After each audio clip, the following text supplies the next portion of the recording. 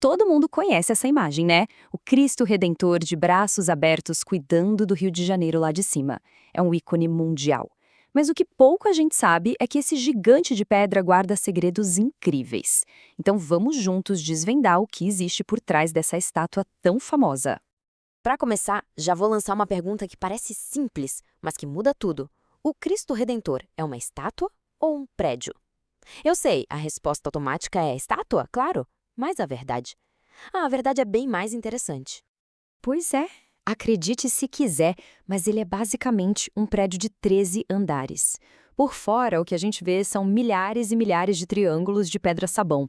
Mas por dentro, ele é oco. Existe toda uma estrutura ali. E essa, olha, é só a primeira de muitas surpresas que a gente vai descobrir. Para a gente entender a história do Cristo, primeiro a gente precisa entender o tamanho dele. Então vamos dar uma olhada nos números, porque eles ajudam a ter uma noção da grandiosidade dessa obra. A altura total dele é de 38 metros. Só para ter uma ideia, isso é o mesmo que um prédio de 13 andares, como eu falei. Desses 38 metros, 30 são da estátua em si e os outros 8 metros são só do pedestal, da base que sustenta tudo. Agora, vamos falar do peso. Se prepare. São 1.145 toneladas. É muita coisa. E toda essa massa é uma mistura de concreto armado, que é tipo o esqueleto dele, e o revestimento de pedra-sabão, que é a pele que a gente vê. E a localização, claro, é espetacular. O monumento não está no chão. Ele está a 709 metros acima do nível do mar. Fica lá no topo do Morro do Corcovado, de onde ele parece vigiar a cidade inteira. Mas os números, por mais impressionantes que sejam, não contam nem metade da história.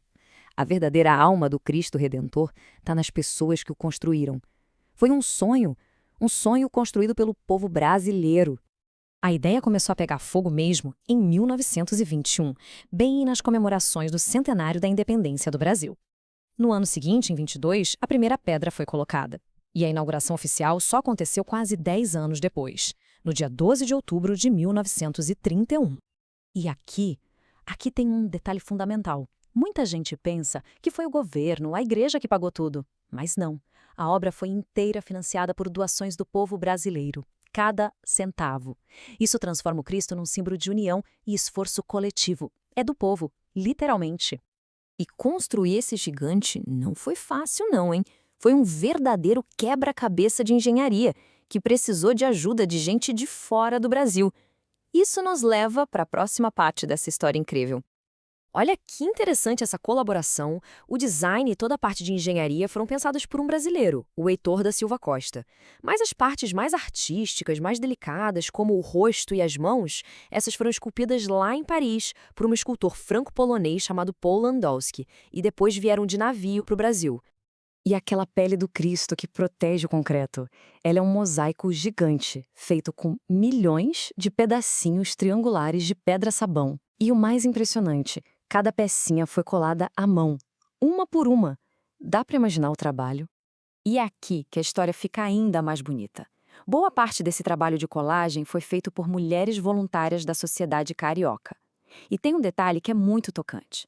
Muitas delas escreviam os nomes de seus parentes, de seus amores, no verso das pedrinhas antes de colar na estátua. Ou seja, tem um monte de histórias pessoais, de famílias inteiras, literalmente grudadas no corpo do Cristo. Mas os segredos mais bem guardados não estão do lado de fora, não. Eles estão escondidos lá dentro daquela estrutura oca. Chegou a hora de descobrir o que tem no coração desse gigante. Por dentro, como a gente falou, o Cristo não é sólido. Tem uma escadinha de metal bem apertada que sobe e dá acesso até a cabeça e os braços. Lá na base tem uma capelinha. E o mais simbólico de tudo, bem no peito da estátua, tem um coração que mede 1,30 m. E é dentro desse coração que está o segredo final do engenheiro. O Heitor da Silva Costa escondeu ali um frasco de vidro e dentro desse frasco está a árvore genealógica da família dele.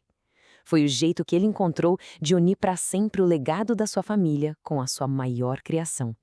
Essa obra monumental não só conta uma história fascinante, mas também enfrenta o tempo e a natureza de um jeito impressionante. E isso ajudou a consolidar o lugar dela no mundo moderno. A estátua foi feita para durar, para aguentar o tranco. Ela foi projetada para suportar ventos de até 250 km/h. E sabe aqueles raios? Ela é atingida por uns 6 raios por ano, em média. Por isso, a cabeça e os braços são equipados com vários para-raios. E em 2007 veio o reconhecimento oficial. Numa votação global com mais de 100 milhões de votos do mundo inteiro, o Cristo Redentor foi eleito uma das 7 maravilhas do mundo moderno. Mais do que merecido, né? No fim das contas, a história do Cristo Redentor nos ensina que um monumento é muito mais do que só pedra e concreto. Ele guarda os sonhos de quem o projetou, as doações de um povo e até as preces escritas no verso de cada pedacinho de pedra. E isso faz a gente pensar: que outras histórias devem estar escondidas nos monumentos que a gente vê por aí todos os dias?